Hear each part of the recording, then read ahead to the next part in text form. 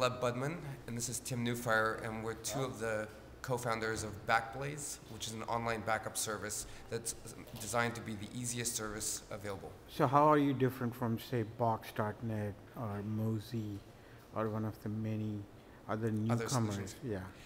So different than Box.net and a number of others in that we focus specifically on backup. It's not file storage, it's backup of your computer. In terms of the other online backup companies, we have gone with a solution which is an exclude-only solution. So rather than you having to go in and pick which folders and which files you need to back up, and remember where they are, know what you need, not forget about it, etc., you just simply click install on the solution and we automatically back up everything, and you exclude what you don't want. So we exclude your operating system and your program files, but otherwise we've got all of your data. It's a 3-click process. So this is not free though? Not free.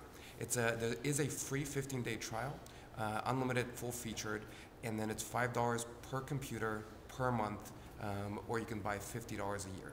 That's a lot of computers you will need to actually make any kind of, reasonable amount of money. It's a large number of computers, considering 6% of people are backing up and 94% of people aren't, and there's about 1 billion computers with internet connectivity. It's also a pretty large market. Yeah, but that's the optimistic point of view. It's easier said than done selling to all these people. We don't tend to back up data till we've lost it. Like that's when we realize it's important. So your problem doesn't seem to be more of technology, but more of a, I would say, a marketing and getting to get to market is a bigger challenge for you guys. So I think that's correct in many ways. I think that right now, one of the things that's happening is backup in general is becoming more of a social consciousness. 10 years ago, it was irrelevant. You didn't take digital photos, you didn't have digital music, it just wasn't that important. And online backup wasn't really feasible because your backup connection was slow, your upload speed was slow, storage was expensive. Now it's coming into the general consciousness. It's not fully there yet. But I think we're at the upswing of it. It's a little bit like our last company that we did with anti-spam in 2002 was at the beginning of what later became a large general consciousness. Right. But again, you had to sell to SonicWall to actually make a go of that business. So again, it's the business. The challenge is trying to get people to buy into it. Why not go into a more simpler markets like small and medium business and enterprises where they actually can afford to pay for storage, online backup storage, and there seems to be a genuine desire to do it versus consumers who are still, kind of iffy. Yeah, so some of it's the DNA of the team, and the team has always wanted to go after the big problem, to solve the big problem. You look at 1 billion consumers out there, 5% of whom are backing up. Wanting to solve that problem, not wanting to have another friend who comes to us without a backup, needing to restore their computer. Right. Don't you think that the challenge is, again, go to market, and the other challenge is that we are all limited by the amount of upstream bandwidth we have on our computers, on our broadband connections, thanks to duopoly in the US? Yeah, so that's changing. I mean, Comcast just doubled my bandwidth for free. Yeah. So I think we're on the kind of brink of or so they say. Well. Or so they say. You don't know. I actually measured. I get 16. You know what? Like they say 16 down, but that's like very rarely do you get 16 down. So. But I think one of the things there is that fundamentally, so if it takes a week to back up, or if it takes 2 weeks to back up, if you're not doing anything at all for backup, that first time, it takes 2 weeks. 2 weeks from now, your data is totally safe, and then it just does incrementals. So the upload speed is not instantaneous, so you don't get the instant gratification. But in terms of the actual service, it just works. You don't have to change your behavior. You can turn your computer off, you can turn it on, you can go to work and go home. It doesn't matter. It'll get backed up, and then it'll just work. Right. Yeah, we believe that the vast majority of users have plenty of bandwidth to sustain and keep up with the backups. It's just that initial hump of how do you get the initial backup done. The other question I had for you is, I was surprised to learn that you didn't use Amazon Web Services, which is a more popular trend among startups. Yeah. Why is that? So intellectual property, that we feel that the core of an online backup company is the ability to store data both cost effectively, reliably, and kind of high performance in kind of every sense of that word. Amazon didn't offer us the SLAs we needed to ensure kind of integrity of the data. In terms of their cost structure, it was an order of magnitude higher than what we're looking for. $5 a month unlimited storage. We needed to be able to control that part of the business, be able to run it at a cost-effective kind of price point without some middle party taking kind of a huge chunk of that pie. At root, we are a storage company, and needed to own that layer of the business. You're saying that it's cheaper to build your own infrastructure and make money versus Amazon's? Absolutely. Even at our current scale, it is absolutely cheaper to run our own storage infrastructure than to use Amazon's. So that's you're in beta right now, but what happens when you do have like 1 million customers? What happens then? Our system scales infinitely horizontally.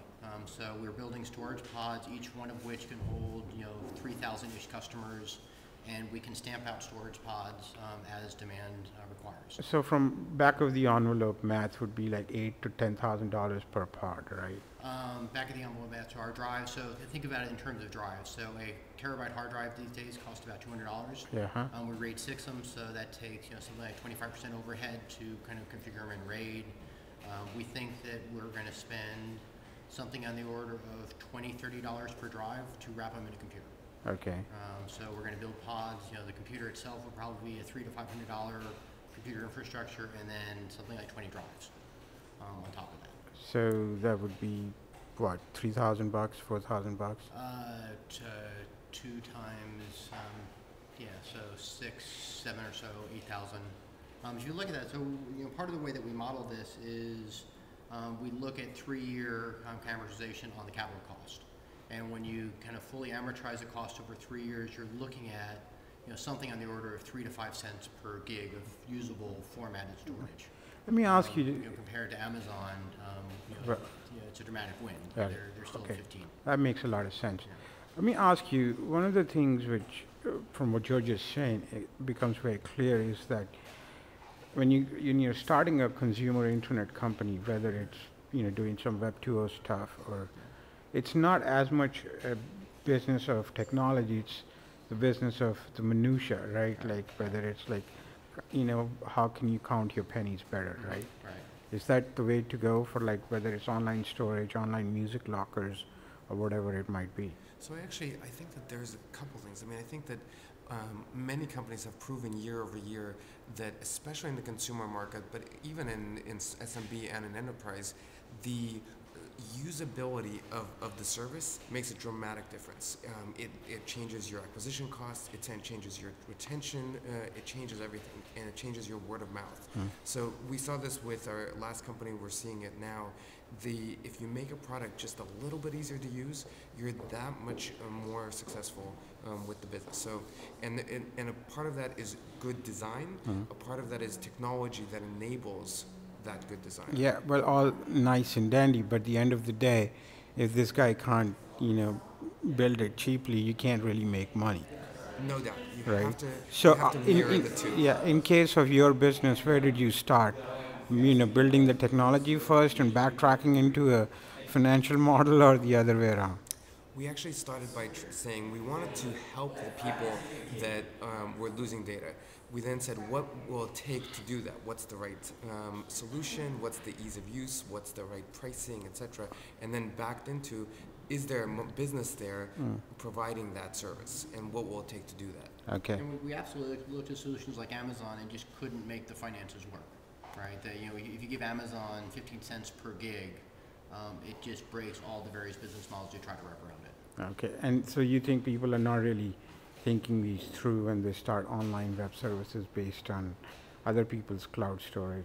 Well, I think that a lot of people are not in these, people are using services that are clouds, S3, etc., for businesses that are very different.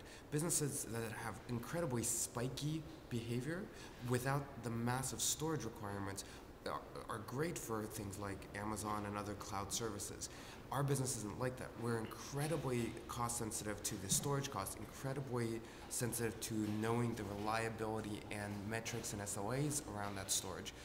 We're not that sensitive to spikes because our business is more stable than that. Once a user installs, we can, from the moment that they hit install on that screen, we know pretty accurately how much they're going to be using the service ongoing lifetime. Okay.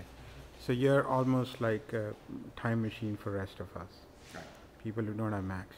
It's Okay. a time machine for the rest of us, and it's online, which means you don't have to remember to plug it in, you don't have to remember to take it with you when you're traveling, and it's off-site. Okay. Maybe the phone companies and cable guys won't like you because you consume too much bandwidth, but thank you so much. Yeah, Thanks, thank you so Kevin. much.